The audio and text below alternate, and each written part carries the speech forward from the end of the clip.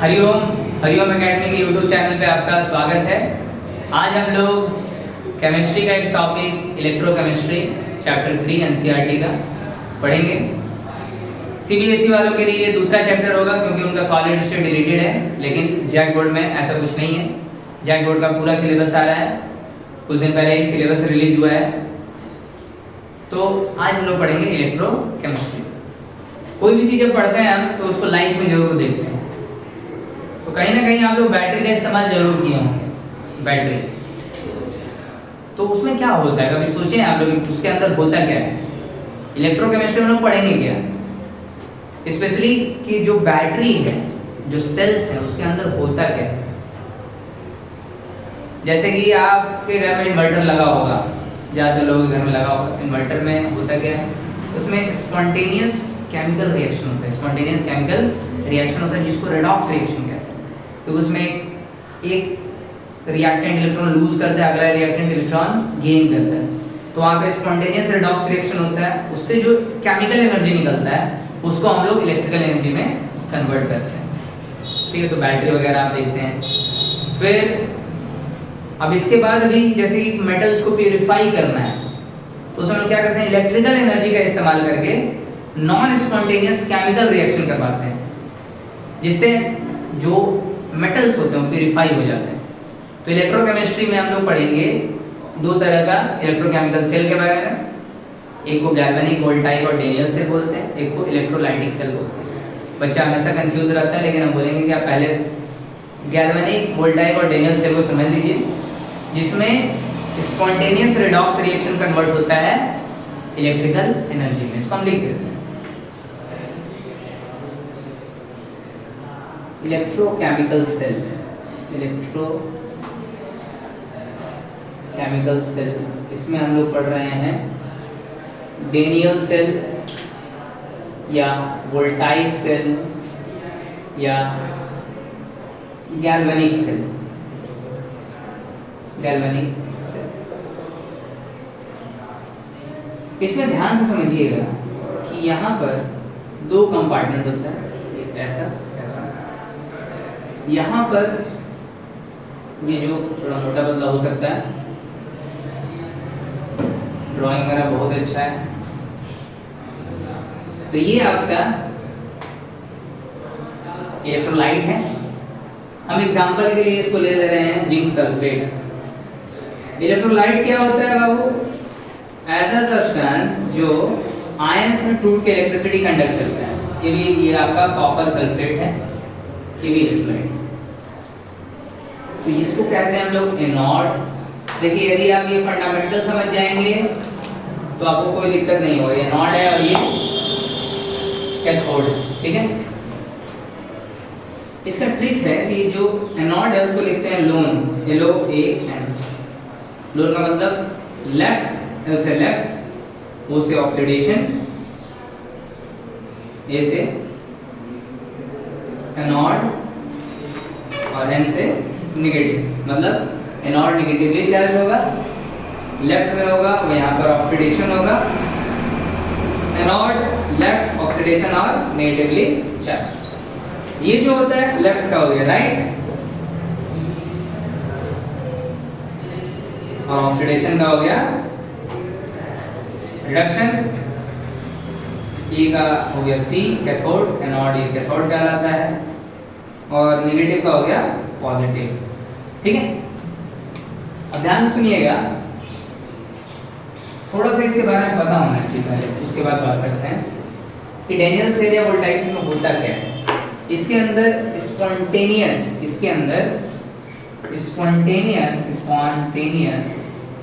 Redox reaction होता है। Redox reaction, और इससे निकलता है केमिकल एनर्जी। क्या निकलता है? केमिकल एनर्जी, जिसको हम लोग कन्वर्ट करते हैं इलेक्ट्रिकल एनर्जी में। तो आपसे एक क्वेश्चन पूछेगा, तो what is galvanic cell, voltaic cell या गैल्वेनिक सेल? तो आप लिखेंगे it is a device which converts chemical energy produced by spontaneous redox reaction to electrical energy। मतलब गैल्वेनिक सेल, डेनियल सेल या वोल्टाइक सेल के अंदर स्पॉन्टेनियस जो redox reaction होता है उससे जो केमिकल एनर्जी प्रोड्यूस होता है उसको हम लोग इलेक्ट्रिकल एनर्जी में कन्वर्ट करते हैं। अब देखिए थोड़ा सा इस रेडॉक्स रिएक्शन के बारे में बताना चाहिए कि रेडॉक्स रिएक्शन होता क्या है। रेडॉक्स रिएक्शन में एक इलेक्ट्रॉन लूज करेगा तो अगला इलेक्ट्रॉन गेन करेगा। रेडॉक्स रिएक्शन में ऑक्सीडेशन और रिडक्शन दोनों साथ में होता है। वैसा रिएक्शन जिसमें ऑक्सीडेशन और रिडक्शन दोनों साथ में हो उसको बोलते हैं रेडॉक्स रिएक्शन। ठीक है, ये आपका दो तरह का है, ऑक्सीडेशन और एक रिडक्शन। ऑक्सीडेशन और एक रिडक्शन, ऑक्सीडेशन और ये आपका रिडक्शन। ऑक्सीडेशन और रिडक्शन 10th क्लास में हम लोग पढ़े थे कि ऑक्सीडेशन का मतलब क्या होता है, addition of hydrogen, addition of oxygen, addition of oxygen. लेकिन अब हम लोग 11 में पढ़ चुके हैं, उसको हम रिकैप करा दे रहे हैं क्योंकि कभी कभी डायरेक्ट क्वेश्चन आ जाता है कि ऑक्सीडेशन मींस, 4 डेफिनेशन में से कोई भी दे देता है ऑप्शन में टिक मारने के। तो एडिशन ऑफ हम लोग इलेक्ट्रोनेगेटिव एलिमेंट लिखते हैं। क्या लिखते हैं? Electronegative element, electronegative element, addition of electronegative element. दूसरा पहले लिखते थे रिमूवल ऑफ हाइड्रोजन, अब लिखेंगे removal of electro positive element, electro positive element, electro positive element.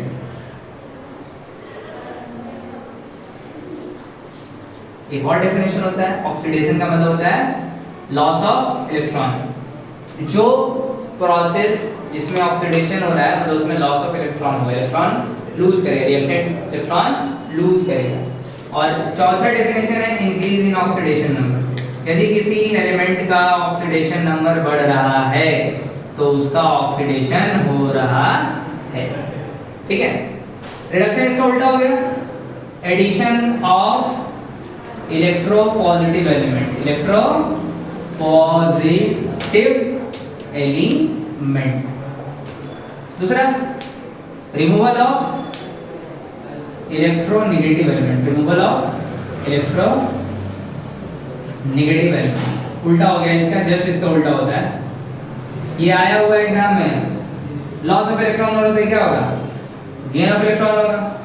और ये इंक्रीज इन ऑक्सीडेशन नंबर क्या हो जाएगा? Decrease in oxidation number.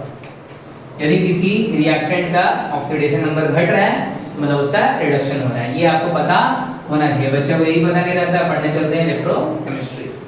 खैर बेसिक आपको बता दिए, कोई भी टर्म आएगा उसके बारे में आपको जानकारी होना चाहिए। जिनको आता है उनको लगेगा कि बड़ा छोटा चीज बताया जा रहा है, लेकिन ये बहुत इंपॉर्टेंट है। बेसिक में ही बच्चा गलती करता है, तब क्वेश्चन बन जाता है, आसान क्वेश्चन छूट जाता है। तो यहाँ देखिए ये नेगेटिव और ये पॉजिटिव है। इलेक्ट्रॉन जो है माइनस से निकलकर प्लस में जाता है। ठीक है, और यहाँ पर एक सॉल्ट ब्रिज होता है जो कि इसके बारे में बताते हैं। इन्वर्टेड यू शेप होता है, इसके अंदर जिलेटिन और अगर अगर का पेस्ट होता है, जिलेटिन अगर अगर का पेस्ट होता है। और इसके अंदर न्यूट्रल इलेक्ट्रोलाइट होता है, as example KNO3, neutral electrolyte इसको बोलते हैं, न्यूट्रल इलेक्ट्रोलाइट। सॉल्ट ब्रिज जो होता है ये दो कंपार्टमेंट को कनेक्ट करता है, तो मतलब सर्किट कंप्लीट करता है। बहुत इंपॉर्टेंट चीज है। What is salt bridge? It is a inverted U shape structure having gelatin अगर अगर पेस्ट कंटेन्स न्यूट्रल इलेक्ट्रोलाइट। इसका मेन काम है it completes the circuit, electrical circuit ये कंप्लीट करता है। दूसरा इलेक्ट्रिकल न्यूट्रलिटी मेंटेन करता है, उसको समझाएंगे हम। ये आपका सॉल्ट ब्रिज है। ठीक है, सॉल्ट ब्रिज। इलेक्ट्रॉन देखिए नेगेटिव से पॉजिटिव की तरफ जा रहा है, तो आप सबको पता है कि करंट जो होगा इसके उल्टे जाएगा, प्लस से माइनस। मतलब एनोड से कैथोड इलेक्ट्रॉन्स जाएगा, करंट जो जाएगा कैथोड से एनोड जाएगा। ठीक है, उल्टा जाता है, सबको पता है। अब देखिए लेफ्ट में ऑक्सीडेशन हो रहा, मतलब कहीं ना कहीं ये इलेक्ट्रॉन लूज कर रहा है। अभी आपको बता दिया कि एनोड से इलेक्ट्रॉन निकल के कैथोड में जाता है। तो यदि यहाँ ऑक्सीडेशन हो रहा है तो एनोड, यहाँ एनोड इलेक्ट्रॉन लूज कर रहा है और कैथोड इलेक्ट्रॉन गेन कर रहा है, क्योंकि ऑक्सीडेशन का डेफिनेशन है लॉस ऑफ इलेक्ट्रॉन और रिडक्शन का डेफिनेशन है गेन ऑफ इलेक्ट्रॉन। तो यहाँ ऑक्सीडेशन हो रहा है, यहाँ पे रिडक्शन हो रहा है, ठीक है। इलेक्ट्रॉन हो गया, आपका करंट हो गया। अब देखिए सॉल्ट ब्रिज का जो फंक्शंस है, function of salt bridge, mainly दो फंक्शन हम लेके चलते हैं, वैसे बहुत सारा है। It complete the circuit, it completes the circuit, ये सर्किट कंप्लीट करता है। और दूसरा it maintains electrical neutrality, it maintains electrical neutrality, electrical neutrality, ये इलेक्ट्रिकल न्यूट्रलिटी को मेंटेन करता है। अब क्वेश्चन है कैसे, रट लेना बड़ा आसान है, समझिएगा। ये जो जिंक है वो टूटेगा, जिंक सल्फेट, तो कैसा हो जाएगा, जिंक 2+ और SO4 2-। जिंक लगातार इलेक्ट्रॉन लूज कर रहा है, इलेक्ट्रॉन लूज, जैसे इलेक्ट्रॉन लूज करेगा तो क्या होगा, पॉजिटिव हो जाएगा। यहाँ पर क्या हो जाएगा, पॉजिटिव हो जाएगा। यहाँ से इलेक्ट्रॉन लूज हो रहा है तो यहाँ पर पॉजिटिव का कंसंट्रेशन बढ़ रहा है, और इलेक्ट्रॉन गेन कर रहा है तो यहाँ पे किसका कंसंट्रेशन बढ़ रहा है, नेगेटिव का। किसका कंसंट्रेशन बढ़ रहा है, नेगेटिव का। तो यहाँ पे नेगेटिव का कंसंट्रेशन बढ़ रहा है और यहाँ पे पॉजिटिव का। तो पॉजिटिव का कंसंट्रेशन जब बढ़ रहा है तो KNO3 जो है टूटता है, तो K+ और NO3- में टूटता है। यहाँ पॉजिटिव का कंसंट्रेशन बढ़ रहा है तो NO3- इधर आ जाता है, यहाँ पे नेगेटिव का कंसंट्रेशन बढ़ रहा है तो K+ इधर आ जाता है। तो ये इलेक्ट्रिकल न्यूट्रलिटी को मेंटेन करता है। क्लियर, कैसे मेंटेन करता है, फिर कह रहे हैं कि एनोड पे ऑक्सीडेशन हो रहा है तो जिंक इलेक्ट्रॉन लूज करेगा, जैसे इलेक्ट्रॉन क्या नेगेटिव है, तो जो हमारे अंदर से नेगेटिविटी निकलेगा तो क्या आएगा, पॉजिटिविटी आएगा। तो जिंक जो इलेक्ट्रॉन लूज कर रहा है तो क्या हो रहा है, यहाँ पे पॉजिटिव चार्ज का कंसंट्रेशन बढ़ रहा है, उसको न्यूट्रलाइज करने के लिए NO3- इधर आ जाएगा, और यहाँ पर किसका कंसंट्रेशन बढ़ रहा है, नेगेटिव चार्ज, तो उसको न्यूट्रलाइज करने के लिए K+ आ जाएगा। इसीलिए इट मेंटेन्स इलेक्ट्रिकल न्यूट्रलिटी। अब सर्किट कंप्लीट करा देंगे, इलेक्ट्रॉन कूद के तो जाएगा नहीं, इलेक्ट्रॉन का आपका पैसेज देगा, ये सर्किट कंप्लीट करेगा। तो ये आपका बेसिक है, बहुत इंपॉर्टेंट है। इसमें कुछ टर्म्स हैं, आपका हर जगह डेफिनेशन मिल जाता है, उसको आप समझ सकते हैं। पहला डेफिनेशन है electrode potential, electrode potential NCERT में लिखा हुआ, पढ़ेंगे, समझा देते हैं। इलेक्ट्रोलाइट और एनोड, इलेक्ट्रोलाइट या इलेक्ट्रोड, इलेक्ट्रोड और इलेक्ट्रोलाइट, इलेक्ट्रोड और इलेक्ट्रोलाइट के बीच का पोटेंशियल डिफरेंस को क्या बोलते हैं, electrode potential. Potential difference, potential difference एक लिख देते हैं पूरा, potential difference between electrode and electrolyte, electrode and electrolyte. अब इसमें अगला टर्म आता है standard electrode potential, standard electrode potential, electrode potential क्या होता है, इलेक्ट्रोड और इलेक्ट्रोलाइट के बीच का पोटेंशियल डिफरेंस जब इलेक्ट्रोलाइट का कंसंट्रेशन हो जाए 1 मोलर, मतलब unity. Potential difference between electrode and electrolyte when concentration of electrolyte is unity. Same है, सेम रहेगा when concentration of electrolyte is unity, electrolyte is unity, unity मतलब 1 मोलर हो जाए, 1 मोल पर लीटर, ठीक है। अगला टर्म है इसमें सेल पोटेंशियल, ये इंपॉर्टेंट है बहुत सारा, सेल पोटेंशियल, सेल पोटेंशियल इसका फॉर्मूला क्या होता है, समझिए इसको। दोनों इलेक्ट्रोड के बीच का पोटेंशियल डिफरेंस को क्या बोलते हैं, सेल पोटेंशियल। जो बैटरी में प्लस माइनस लगा रहता है, जैसे 6 वोल्ट का बैटरी है, 2 वोल्ट का बैटरी है, वो दोनों टर्मिनल्स के बीच का पोटेंशियल डिफरेंस होता है, ठीक है। तो उसी को बोलते हैं cell potential, potential difference between 2 electrodes या कैथोड और एनोड्स का, ठीक है। कभी-कभी इतना बच्चा लोगों से आता है define anode, anode where oxidation takes place in galvanic cell, ठीक है। सेल पोटेंशियल इसका फार्मूला हो जाता है इसको आप ऐसे लिख सकते हैं। हाँ, एक टर्म है ई नॉट सेल, इसको बोलते हैं EMF of cell, EMF of cell. मतलब जब ये सेल ओपन सर्किट में, ओपन सर्किट का मतलब होता है इससे आप कोई कनेक्शन, कोई ना बल्ब कनेक्ट किए हैं ना कुछ भी कनेक्ट किए हैं, तो सेल क्या है, ओपन सर्किट में। जब सेल ओपन सर्किट में है तब कैथोड का पोटेंशियल और एनोड का potential, E nought right minus E nought left, इन दोनों का जो डिफरेंस होता है उसको बोलते हैं ई नॉट सेल। ये सबसे इंपॉर्टेंट चीज है, आपको समझ में आना चाहिए, ठीक है। E nought cell equal to E nought right minus E nought left. अब एक चीज देखते हैं हम लोग, सेल रिप्रेजेंटेशन, सेल रिप्रेजेंटेशन। ध्यान से देखिएगा कि यहाँ पर जिंक इलेक्ट्रॉन लूज कर रहा है, तो यदि हम इसको बताने से पहले थोड़ा सा ये बता दें, oxidation half cell. Oxidation half cell में क्या होता है, जो जिंक है वो इलेक्ट्रॉन लूज कर रहा है, जिंक इलेक्ट्रॉन लूज कर रहा है। ध्यान से देखिए जिंक है, जिंक सॉलिड था, क्या बन गया ये, जिंक 2 प्लस एक्वस, कितना इलेक्ट्रॉन लूज किया, 2, ठीक है। रिडक्शन हाफ सेल में देखिएगा क्या होगा, आपका कॉपर 2 प्लस एक्वस है, 2 इलेक्ट्रॉन गेन किया, क्या बन गया, कॉपर सॉलिड बन गया, कॉपर सॉलिड बन गया, ये 2 इलेक्ट्रॉन गेन किया।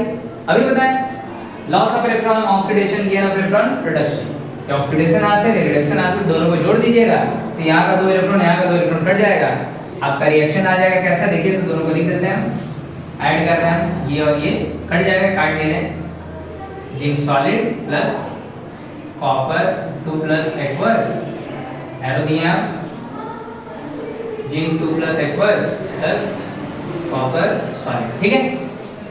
तो देखिए ऑक्सीडेशन नंबर का यदि मदद से देखेंगे तो देखिए जिंक का ऑक्सीडेशन नंबर यहाँ पे क्या होगा, 0 होगा, क्योंकि फ्री स्टेट में, और यहाँ पे क्या होगा, 2 हो गया, तो 0 से हो गया 2, और यहाँ पे क्या है 2, और यहाँ घट के कितना हो गया 0, तो ऑक्सीडेशन नंबर जिंक का बढ़ा है और कॉपर का घटा है। इससे ही पता चल रहा है ऑक्सीडेशन रिडक्शन। अब सेल रिप्रेजेंटेशन आपको बता रहे थे हम, तो देखिए बड़ा ही आसान सा चीज है, सेल रिप्रेजेंटेशन, सेल रिप्रेजेंटेशन देखिए आसान सा चीज है ये। जिंक यहाँ पर लिखा हुआ है, आप जिंक लिखिए, यहाँ आप सॉलिड लिख सकते हैं, ये है सिंबल ऑक्सीडेशन का, जिंक का ऑक्सीडेशन हुआ, जिंक का ऑक्सीडेशन हुआ क्या बना, जिंक 2 प्लस एक्वस बन गया, जिंक 2 प्लस एक्वस बन गया, डबल डंडा दिया, ये सॉल्ट ब्रिज का सिंबल है। उसके बाद क्या होगा, कॉपर 2 प्लस एक्वस था, फिर रिडक्शन का सिंबल है, कॉपर 2 प्लस क्या बन गया, कॉपर बन गया, कॉपर सॉलिड। ये आपका सेल को रिप्रेजेंट करने का शॉर्टकट तरीका है, ठीक है। और ध्यान रखिए कितना इलेक्ट्रॉन का लॉस और गेन हो रहा है कि आपको आयंस तोड़ने आने चाहिए। इलेक्ट्रॉन्स, इलेक्ट्रोलाइट क्या बताया आपको, ऐसा सब्सटेंस जो आयंस में टूट के इलेक्ट्रिसिटी कंडक्ट करता है, तो आपको उसको तोड़ने आना चाहिए, सॉल्ट को आयोनाइज करने आना चाहिए। कैसे घटाएं, कितना घटाएं होगा, कितना आयन होगा, ये आपका सेल रिप्रेजेंटेशन है।